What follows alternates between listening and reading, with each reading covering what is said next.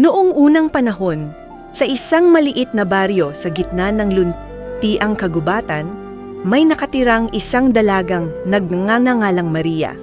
Kilala siya sa buong baryo dahil sa kanyang kabaitan at kagandahan.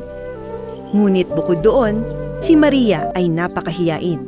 Madalas siyang umiwas sa maraming tao at mas pinipiling maglakad mag-isa sa kagubatan kaysa makisalamuha sa iba. Araw-araw, tumutulong si Maria sa kanyang ina sa pagkuha ng mga prutas at halaman sa gubat. Habang naglalakad siya, sa pagitan ng mga puno at bulaklak, tila nakikipag-usap siya sa kalikasan. Ang mga ibon ay umaawit sa kanya at ang hangin ay marahang dumadampi sa kanyang buhok.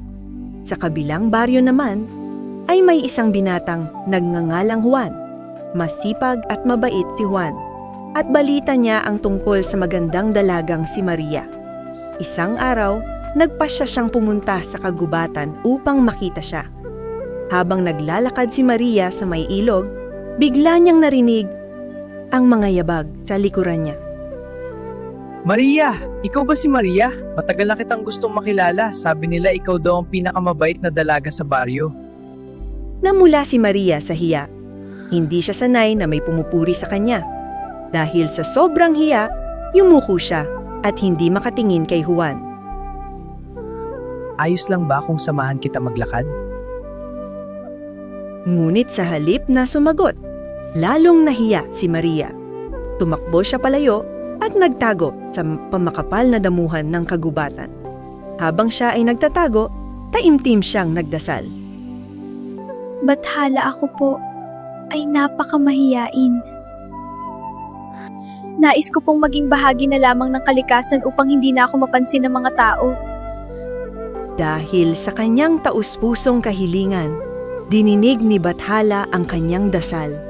Biglang umihip ang malakas na hangin. Kumislap ang liwanag sa paligid ni Maria at unti-unti siyang nagbago. Ang kanyang katawan ay naging isang maliit na halaman na may maliliit na dahon. Nang dumaan si Juan at hinawakan ng halaman, bigla itong nagsara. Nagulat si Juan. Kahiya naman ng halamang ito. Mula noon, ang halamang iyon ay tinawag na makahiya. Kapag ito'y hinahawakan, agad nitong tinutupi ang mga dahon nito na tila nahihiya, tulad ng dalagang si Maria na ayaw mapansin ng iba.